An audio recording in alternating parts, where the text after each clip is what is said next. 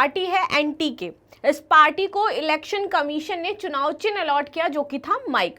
और उसी at that same time एक और पार्टी है आपकी वीसीके, जिसका चुनाव चिन्ह इलेक्शन कमीशन ने उससे छीन लिया या रद्द कर दिया। अब यहाँ पर सवाल ये उठता है कि कैसे चुनाव चिन्ह प्रदान किए जाते हैं, किन पार्टीज को दिए जाते हैं और कैसे ये चुनाव चिन्ह रद्द किए जा सकते हैं, तो इन्हीं पर हम विस्तार से चर्चा करेंगे। मेरा नाम है प्राची मिश्रा और संस्कृति IAS के इस यूट्यूब प्लेटफॉर्म पर आप सभी का स्वागत है। तो अगर हम इस बारे में डिस्कस करने जा रहे हैं कि चुनाव चिन्ह का जो अलॉटमेंट है वो कैसे किया जाता है, तो हमारे माइंड में कुछ क्वेश्चन आने चाहिए। सबसे पहले ये कि सिंबल अलॉट कौन करता है, दूसरा किस अधिनियम के तहत या किसके तहत ये सिंबल अलॉट किए जाते हैं, ठीक है, क्या एक पार्टी को 2 चुनाव चिन्ह जारी किए जा सकते हैं, और यदि कोई पार्टी है, मान लीजिए बीजेपी है, कांग्रेस है, सपा है, बसपा है, अगर ये डिवाइड हो जाती है, टूट जाती है, देन क्योंकि ये कैसी पार्टी है, रीजनल पार्टी है, रजिस्टर्ड पार्टी है, तो हम ये भी जानेंगे कि जो रीजनल पार्टीज होती हैं वो कौन सी होती हैं, यानी कि जो आरक्षित चुनाव चिन्ह होते हैं पार्टीज के वो कैसे किए जाते हैं, और अनारक्षित जो चुनाव चिन्ह होते हैं वो कितने होते हैं इलेक्शन कमीशन के पास, ठीक है। तो हम समझेंगे कि अगर पार्टी डिवाइड हो जाती है तो चुनाव चिन्ह किसको प्रदान किया जाएगा, और उस स्थिति में पावर चुनाव चिन्ह देने की किसके पास होती है, कि हमें अगर मान लीजिए बीजेपी डिवाइड हो गई है तो कमल, अब जब 2 पार्टीज जो बन गई हैं और उनका चुनाव चिन्ह क्या है, कमल है, तो वो अब किसको दिया जाएगा, या फिर उस कमल चुनाव चिन्ह को फ्रीज कर दिया जाएगा। तो इन सारी चीजों के बारे में हम डिटेल में यहाँ पर डिस्कस करने वाले हैं, ठीक है। तो मामला क्या था, मामला यही था जैसे मैंने बताया कि चुनाव आयोग द्वारा तमिलनाडु की एक पार्टी थी, क्या नाम था उसका, तमिलर काची, इसको चुनाव चिन्ह माइक प्रदान कर दिया गया। और उसी समय एक और पार्टी है आपकी विदुथलाई चिरुथिगल, ठीक है, काची, ये थी वीसीके, इसको एक जो चुनाव चिन्ह था इसका क्या था, पॉट, इससे वंचित कर दिया गया, ठीक है। इसे पंजीकृत गैर मान्यता प्राप्त दलों को चुनाव चिन्ह आवंटन करने पर सवाल खड़े हो गए हैं, मामला ये है। तो ये क्या होते हैं पंजीकृत गैर मान्यता प्राप्त दल, और कौन से होते हैं आपके मान्यता प्राप्त दल। देखिए जो रजिस्टर्ड होते हैं, जैसे कि हमने देखा हमारे पास वर्तमान में भारत में 8 रीजनल आपकी रजिस्टर्ड रीजनल पार्टीज हैं, 8 पार्टीज हैं, ठीक है, जिनके अपने चुनाव चिन्ह रजिस्टर्ड हैं। 8 पार्टी कौन कौन सी है आपकी, बीजेपी हो जाती है, कांग्रेस हो जाती है, ठीक है, बसपा हो जाती है, सपा हो जाती है, आप हो जाती है, ठीक है, एक तो आपकी टीएमसी हो जाती है।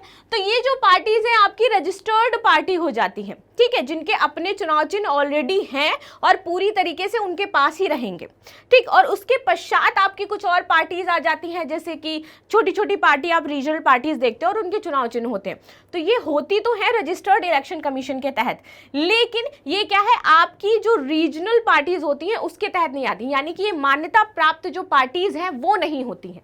ये क्या होती है आपकी मान्यता प्राप्त पार्टीज हैं, इनके अपने जो चुनाव चिन्ह हैं इनके तहत दिए गए हैं और इनको यही चुनाव चिन्ह अलॉट होंगे, इनको कोई दूसरा नहीं ले सकता है, ठीक है। अब हम ये कैसे डिसाइड करते हैं कि कौन सी हमारी मान्यता प्राप्त पार्टी है, यानी कि कौन सी हमारी पंजीकृत गैर मान्यता प्राप्त पार्टी है और कौन सी मान्यता प्राप्त पार्टी है, तो इसके अपने अलग अलग क्राइटेरियाज हैं, इनको हम यहाँ पर समझेंगे, ठीक है। तो ये तो बात रही इसकी कि इन्होंने चुनाव चिन्ह इनसे ले लिए थे और यहाँ पर हमारे पास जो पार्टीज है उनको ये दिए गए हैं। अब सवाल क्या आता है कि ये कौन देता है, तो आपके जो चुनाव चिन्ह है ये जारी करता है आपका ईसीआई यानी कि हमारा इलेक्शन कमीशन ऑफ इंडिया। इसके द्वारा आपके जो चुनाव चिन्ह है वो पार्टीज को जो रजिस्टर्ड है और गैर सरकारी संगठन हैं, यानी कि गैर रीजनल या फिर गैर मान्यता प्राप्त जो पार्टीज हैं उनको दिए जाएंगे। और दूसरी रजिस्टर्ड वो भी होती हैं जो गैर मान्यता प्राप्त होती हैं और रजिस्टर्ड वो भी होती हैं जो मान्यता प्राप्त होती है। इलेक्शन कमीशन के तहत हर एक पार्टी को रजिस्टर किया जाता है, उसी के पश्चात ही ये जो सिंबल्स हैं उनको दिए जाएंगे, ठीक है। और उसके तहत क्या है, इलेक्शन कमीशन ही आपके सिंबल जारी करेगा। अब जैसे मैंने आपको बताया कि 8 पार्टी हैं जिनके सिंबल हैं और वो उन्हीं के रहेंगे, कैसी है वो, मान्यता प्राप्त पार्टी है, रजिस्टर्ड है। लेकिन ईसीआई के पास 200 फ्री सिंबल्स होते हैं, कितने होते हैं, 200 फ्री सिंबल्स होते हैं इसके पास। और ये 200 फ्री सिंबल्स ये क्या करती है, जो अदर पार्टीज हैं गैर मान्यता प्राप्त उनको प्रदान करती है। कैसी, रजिस्टर्ड होगी, रजिस्टर्ड होंगे, ठीक है, रजिस्टर्ड होंगे लेकिन गैर मान्यता प्राप्त होंगे, उनके लिए 200 सिंबल अलग होते हैं। अब इसमें होता क्या है, यहाँ पर ये चलता है कि आप क्या है पहले 3 सिंबल्स उठाओ, 3 सिंबल्स अब इन पार्टियों को चुनने के लिए दिए जाएंगे कि आप 3 सिंबल लो, उसमें से कोई भी एक सिंबल इलेक्शन कमीशन आपके लिए जारी कर देगा। तो इस प्रकार से सिंबल दे दिए जाते हैं। ठीक है, चलिए ये तो बात रही कि सिंबल देता कौन है। दूसरा, किसके तहत हमें सिंबल प्रदान किए जाते हैं। ये तो जो सिंबल हमें दिए जाते हैं वो दिए जाते हैं चुनाव चिन्ह आरक्षण और आवंटन आदेश 1968 के तहत। किसके तहत? चुनाव चिन्ह आरक्षण एवं आवंटन अधिनियम 1968 के तहत। ठीक है, ये याद रहेगा कि इसके तहत जो सिंबल्स हैं वो पार्टीज को प्रदान किए जाते हैं। ठीक है, अब आरक्षित चुनाव चिन्ह, जैसे मैंने बताया कि आरक्षित चुनाव चिन्ह उन पार्टीज के होते हैं जो रजिस्टर्ड होती है, और वो ये 8 आरक्षित चुनाव चिन्ह हैं जो पार्टीज के हमेशा रजिस्टर्ड रहेंगे और इन्हीं को दिए जाएंगे। अब इस आरक्षित चुनाव चिन्ह में 2 तरीके की पार्टीज आ जाती हैं आपकी। कौन कौन सी? एक तो आ जाती है नेशनल पार्टीज, एक आ जाती है आपकी स्टेट पार्टीज। आपने देखा होगा ना, स्टेट में बहुत सारी पार्टीज होती हैं, और नेशनल पार्टीज जिनको हम जान रहे हैं, जैसे मैंने यहाँ पर बताया आपकी 8 पार्टीज है, तो ये आपकी क्या हो जाती है? राष्ट्रीय पार्टी हो जाती है। अब इनके अलग अलग आप देखोगे क्राइटेरियाज होते हैं जिनके तहत इनको दिया जाता है, तो उसी क्राइटेरियाज के बारे में हम आगे बात करेंगे। अब क्राइटेरिया क्या है कि अगर उसने पिछले अवसर पर, यहाँ पर चुनाव चिन्ह जो किसी एक पार्टी को पहले दिया गया है और दोबारा उसको कब मिल सकता है। मान लीजिए कि कोई एक रीजनल पार्टी है, हम मान लेते हैं एनटीके ही है, एनटीके जिसको अभी क्या चुनाव चिन्ह दिया गया? आपका माइक दिया गया। तो माइक यदि उसे 2023-24 का चुनाव था इसमें मिला है, ठीक है, और उसके बाद दोबारा उसका चुनाव होता है, अगेन जो सेकंड टर्म का जो चुनाव आएगा उसमें भी उसको यदि माइक चाहिए, तो किन बेसिस पर उसे माइक दिया जा सकता है और किन बेसिस पर वो आगे जाकर के राष्ट्रीय या राज्य पार्टी बनाई जा सकती है, तो इसको समझते हैं।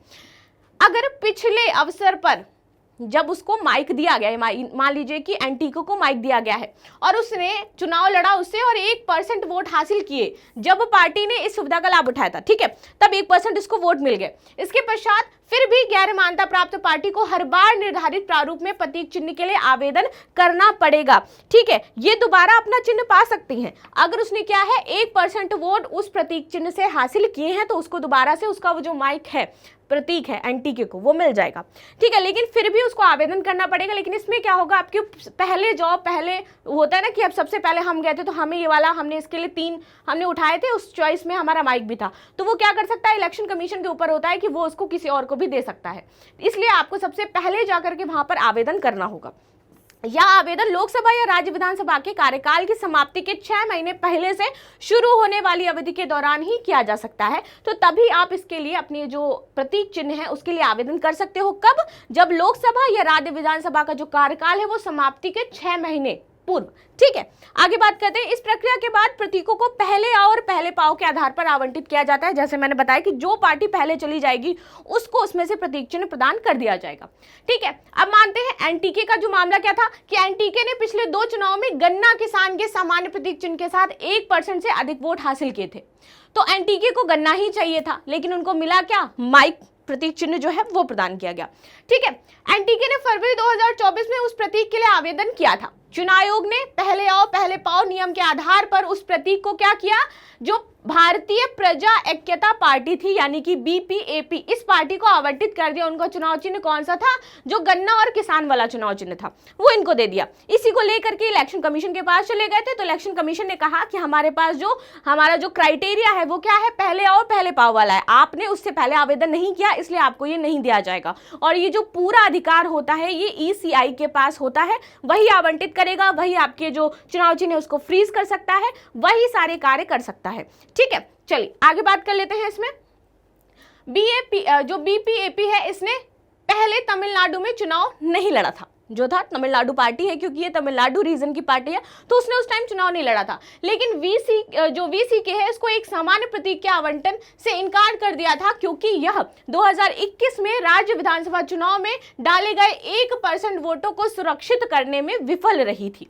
ठीक है, वीसीके के पास विशेष रूप से तमिलनाडु में 1 लोकसभा सांसद और 4 विधायक जो पॉट हैं इस पर चुनाव वर्तमान में लड़ रहे हैं। ठीक है, तो एक वीसीके पार्टी थी और एक एनटीके पार्टी नहीं थी, तो यहाँ पर दोनों के बारे में मैंने आपको बता दिया कि मामला क्या है, किसको क्या दिया गया था।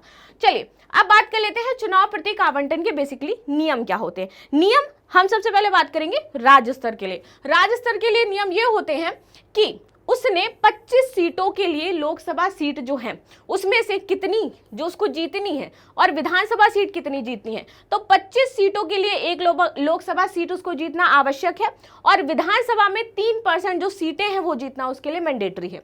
वहीं मतदान के समय 6% वोट के साथ उसने एक जो लोकसभा सीट है वो जीती हो और 2 विधानसभा सीटें जो हैं वो जीती हो, या फिर आम चुनाव में जो डाले गए वोट हैं उसका 8% वोट उसने हासिल किया है, तब वो क्या मानी जाएगी, आपकी राज्य स्तर की मान्यता प्राप्त पार्टी मान ली जाएगी। लेकिन कौन सी बनेगी, राज्य स्तर की बनेगी जब वो ये क्राइटेरियाज पूरे करेगी। लेकिन अगर उसको नेशनल लेवल की पार्टी बनना है तब उसको कौन से क्राइटेरियाज फॉलो करने पड़ेंगे। यदि उसे नेशनल पार्टी बनना है तो नेशनल पार्टी बनने के लिए उसको 6% लोकसभा की सीटें चाहिए 4 अलग अलग राज्यों से, 4 उसको लोकसभा सीटें और चाहिए, 11 उसको लोकसभा चाहिए सीटें कहां से, 3 अलग अलग राज्यों से, तभी जाकर के वो क्या बन सकती है, नेशनल पार्टी बन सकती है। और इस तरीके से वो क्या कहलाएगी, आपकी नेशनल पार्टी। और राज्य स्तर की पार्टी जैसे मैंने बताया कि इसके तहत वह राज्य स्तर की पार्टी बन सकती है। तो दोनों में डिफरेंस ये है, ठीक है। अब जैसे मैंने बताया कि यदि कोई पार्टी डिवाइड हो जाती है, जो क्वेश्चन था हमारा कि यदि पार्टी डिवाइड हो जाती है तो उस स्थिति में क्या होगा, उस स्थिति में कमीशन ये डिसाइड करेगा कि कौन उस पार्टी को एक्चुअली में रन कर रहा है। जो सामान्यतः उस पार्टी को रन कर रहा होगा उसे ही वो कमल या फिर आपका कांग्रेस का हाथ ये चिन्ह प्रदान कर दिया जाएगा। यदि दोनों पार्टी समान स्तर पर है, ठीक है, समानता देखी जा रही है, दोनों साइड से दोनों ही कह रही है मैं इसको रन करना चाहता हूं, दोनों ही उस बात को लेकर के झगड़ा कर रही है और कोई भी नहीं मान रहा है, तो उस स्थिति में उनका जो चिन्ह है, चाहे वो कमल हो चाहे वो उनका हाथ हो, वो इलेक्शन कमीशन फ्रीज कर देगा। फ्रीज का अर्थ होता है कि वो किसी को भी नहीं दिया जाएगा, वो इलेक्शन कमीशन अपने पास रख लेगा, किसी को आवंटित नहीं होगा, दोबारा उनको भी नहीं दिया जाएगा, ठीक है। अब हम बात कर लेते हैं कि चलिए ये तो हमारा क्या हुआ कि फ्रीज हो गया, लेकिन मान लीजिए कि एक चुनाव चिन्ह किसी को अलॉट हुआ है, ठीक है, एक पार्टी को, तो क्या एक पार्टी जिसको एक चुनाव चिन्ह अलॉट हुआ है वही दूसरा चुनाव चिन्ह किसी दूसरी पार्टी को अलॉट हो सकता है? तो हाँ, बिल्कुल हो सकता है, लेकिन उसके क्राइटेरियाज अलग हैं कि वो सेम कॉन्स्टिट्यूएंसी से चुनाव नहीं लड़ रही होंगी, अलग अलग कॉन्स्टिट्यूएंसी से वो चुनाव लड़ रही होंगी। जैसे कि अभी आपने देखा होगा बसपा का चुनाव चिन्ह जो है और असम की एक पार्टी है उसका जो चुनाव चिन्ह है दोनों सेम है। ऐसे ही सेम आपने देखा होगा कि जो शिवसेना है और एक पार्टी है झारखंड की, उसका जो चुनाव चिन्ह है तीर कमान, वो सेम है, ठीक है। तो यहाँ पर उनका क्या है, कॉन्स्टिट्यूएंसी अलग है, अलग अलग जगह से वो चुनाव लड़ रहे हैं, इसलिए उनको अलॉट हो सकता है, मिल रहा है, वो कार्य करें, लेकिन एक ही जगह है तो उनको सेम चुनाव चिन्ह नहीं मिलेगा। लेकिन ये बहुत ही रेयर केसेस में होता है जब ऐसा दिख रहा है आपको कि हाँ ये हो रहा है, या फिर यहाँ से अलग अलग है, कोई प्रॉब्लम नहीं है, अलग अलग कॉन्स्टिट्यूएंसी है वहां पर वो लड़ रहे हैं, तब उनको सेम चुनाव चिन्ह दे दिया जाएगा। अब बात यहाँ पे आती है कि क्या ये जो हमारी नेशनल पार्टीज हैं इनसे नेशनल पार्टीज का दर्जा छीना जा सकता है, यानी कि कोई आपकी नेशनल पार्टी है जैसे कि बीजेपी हो गई या कांग्रेस हो गई, तो क्या हम इनसे जो नेशनल पार्टी का दर्जा है वो छीन सकते हैं? तो हाँ, बिल्कुल छीना जा सकता है, लेकिन हम इनको डी रजिस्टर्ड नहीं कर सकते हैं। अब जो डी रजिस्टर्ड वाला मामला था वो इलेक्शन कमीशन 1977 में ऐसा था कि वो ये कर सकती थी कि उनसे नेशनल पार्टीज का दर्जा छीन सकती थी और लेकिन उनको डी रजिस्टर्ड नहीं कर सकती थी। लेकिन इसके 1977 के बाद क्या आता है, चेंजमेंट आता है, उसके तहत यहाँ पर ये होता है कि ठीक है, ना ही हम आपको डी रजिस्टर्ड कर सकते हैं और ना ही हम आपसे नेशनल पार्टी का दर्जा छीन सकते हैं। यहाँ पर जो पावर है उसकी ये नहीं रहेगी कि इलेक्शन कमीशन किसी भी पार्टी को डी रजिस्टर्ड नहीं कर सकता है वर्तमान में, ये 1977 के पहले था जहां पर वो डी रजिस्टर्ड कर सकता था, ठीक है। चलिए, तो यहां पर मैंने बता दी क्या क्या चीजें हैं, आगे देख लेते हैं। चुनाव चिन्ह आरक्षण और आवंटन आदेश 1968 धारा 10B क्या है। तो लोकसभा के आम चुनाव में पार्टी राज्य में कम से कम 10% संसदीय निर्वाचन क्षेत्र में उम्मीदवार खड़ा करती है, ठीक है, जिसमें वो अपने उम्मीदवारों के लिए एक सामान्य प्रतीक चिन्ह आवंटित करना चाहती है। शर्त यह है कि 5 से कम संसदीय निर्वाचन क्षेत्र वाले राज्यों में न्यूनतम 2 निर्वाचन क्षेत्र हो। आगे क्या है, संबंधित निर्वाचन क्षेत्र की क्रम संख्या और नामों के संबंध में जो चुनाव पार्टी है उसकी अधिसूचना जारी होने की तारीख से 3 दिन या चुनाव से पहले आयोग को सूचित की जाती है। ठीक है, पार्टी जो है चुनाव पार्टी वो आयोग द्वारा अधिसूचना मुक्त प्रतीकों की सूची को वरीयता क्रम में वो क्या करेगी, सूचियों के नाम देगी। यहाँ पर 10 प्रतीक चिन्हों के नाम वो दे सकती है, लेकिन जो जनरली वहां पर दिए जाते हैं 3 नाम जो है उस एट द टाइम उठाए जाते हैं, देन वहां पर नाम दिए जाएंगे। उनमें से एक जो नाम है शर्त ए के अनुसार वहां पर उम्मीदवार को प्रदान कर दिया जाएगा। ठीक है, यहाँ पर है इसके अतिरिक्त यदि पार्टी आयोग के समक्ष झूठी घोषणा करती है, कोई पार्टी और वो झूठी घोषणा कर रही है, तब वह दंडात्मक कार्रवाई के लिए उत्तरदायी होगा, उसको कोई भी चुनाव चिन्ह प्रदान नहीं किया जाएगा। चलिए, तो ये तो था आज के प्रमुख मुद्दे जो हमने डिस्कस किए। हमने समझा कि कैसे दिया जाता है, किसी को राष्ट्रीय पार्टी कैसे कहते हैं, कैसे एक चुनाव चिन्ह 2 पार्टीज को दिया जाता है, यदि कोई पार्टी डिवाइड हो जाती है तो क्या चुनाव चिन्ह किसी को मिल सकता है जो उसका फ्रीज है या नहीं मिल सकता है। तो ये सारी चीजें हमने समझी। अंत में हम बात करेंगे प्रश्न की। प्रश्न क्या है, तो चुनाव चिन्ह आरक्षण और आवंटन आदेश 1968 की धारा 10B के संदर्भ में निम्नलिखित कथनों पर विचार कीजिए। पार्टी चुनाव के लिए आयोग द्वारा अधिसूचित मुफ्त प्रतीकों की सूची में से वरीयता क्रम में 10 प्रतीकों के नाम देगी। एक सामान्य प्रतीक आवंटित करने के लिए लोकसभा के आम चुनाव में राज्य में कम से कम 10% संसदीय निर्वाचन क्षेत्र में उम्मीदवार खड़ा करती है। उपयुक्त में से कौन से कथन सही है? केवल 1, केवल 2, 1 और 2, ना तो 1 और ना ही 2। तो मुझे आप सभी कमेंट बॉक्स में आंसर दीजिएगा। मिलते हैं नेक्स्ट क्लास में, तब तक के लिए धन्यवाद। लाइक शेयर सब्सक्राइब करना बिल्कुल भी ना भूलें।